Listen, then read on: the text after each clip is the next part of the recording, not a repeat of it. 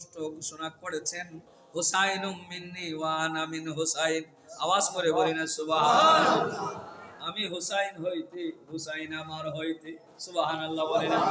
অন্য হাদিস শরীফে এসেছে, মান আহাব্বাল হাসানা ফাকাদ আহাব্বানি ওয়া মান আহাব্বানি আদখালাহুল জান্নাহ। আওয়াজ করে বলি না সুবহানাল্লাহ। একটু দরুদ শরীফ আদায় করি। সালাতুন ইয়া রাসূল সম্পর্কে আমার দয়াল নবী রাহমাতুল্লিল আলামিন যেভাবে বলেছেন, ইবনে মাজাহ শরীফের মধ্যে রয়েছে, আবার মুস্তাদরাকে হাকিমের মধ্যে রয়েছে। তিনি বলছেন, মান আহাব্বাল হাসানা ওয়াল হুসাইনা ফাকাদ আহাব্বানি ওয়া মান আবগাদাহুমা ফাকাদ আবগাদানি।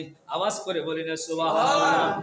এই হাদিস শরীফের মধ্যে স্পষ্ট ভাষায় বর্ণনা করেছেন, হযরতে ইমাম হাসান এবং ইমাম হুসাইনকে যে ভালোবাসলো, তারা যেন আমি নবী মুহাম্মাদুর রাসূলুল্লাহ সাল্লাল্লাহু আলাইহি ওয়াসাল্লামকে ভালোবাসলো। আওয়াজ করে বলেন সুবহানাল্লাহ। যারা ইমাম হাসান এবং হুসাইনের সাথে বিদ্বেষ পোষণ করলো, শত্রুতামি পোষণ করলো, তারা যেন আমি নবীর সাথে শত্রুতামি পোষণ করলো।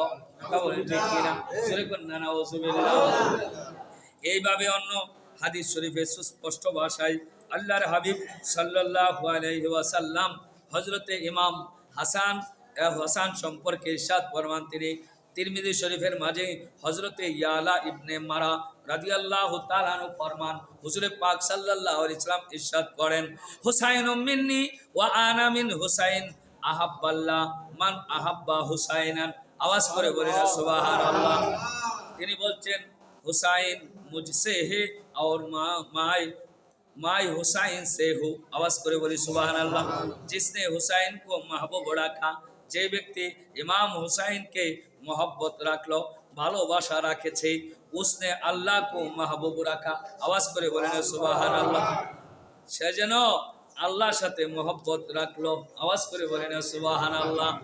তাই বলছি বাবা ভাইরা আমার, যে ইমাম হুসাইন রাদিয়াল্লাহু তাআলা আনহু তিনি যখন দুনিয়ায় শুভ আগমন করেছেন, ওই সময় আল্লাহর হাবিব সাল্লাল্লাহু আলাইহি ওয়াসাল্লাম আগমন করাতে এই দুনিয়ায় আলোকিত করেছে। কথা বলেন ঠিক কিনা?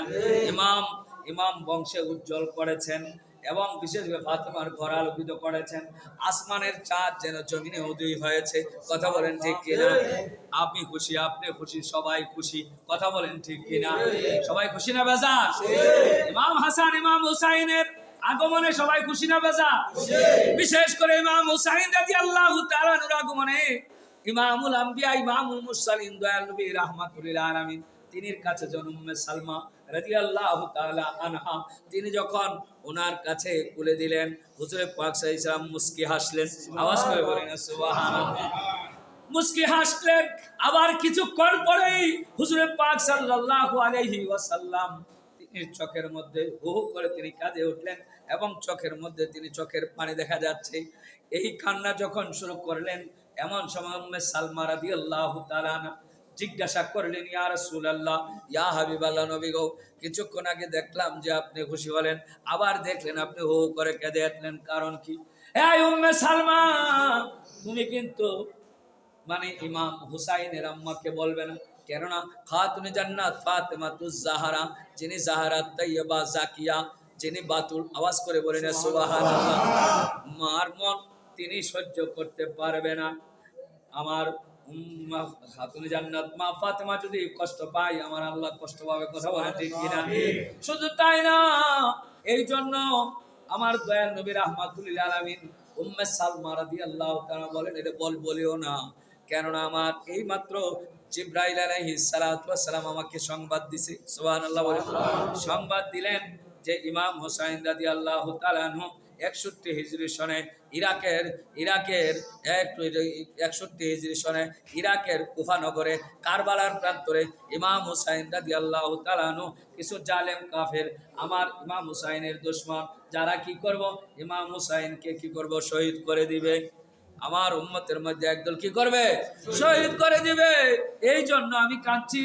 এমন সময় হুজুর পাক সাল্লাল্লাহু আলাইহি ওয়াসাল্লাম উম্মে সালমাকে বা জিবরাইলকে বলেন, হ্যাঁ জিবরাইল, যাও কারবালার ময়দান থেকে মাটি নিয়ে আসো। সুবহানাল্লাহ বলেন। নবী জানে কিনা নবীর সামনে কারবালা আছে না নাই?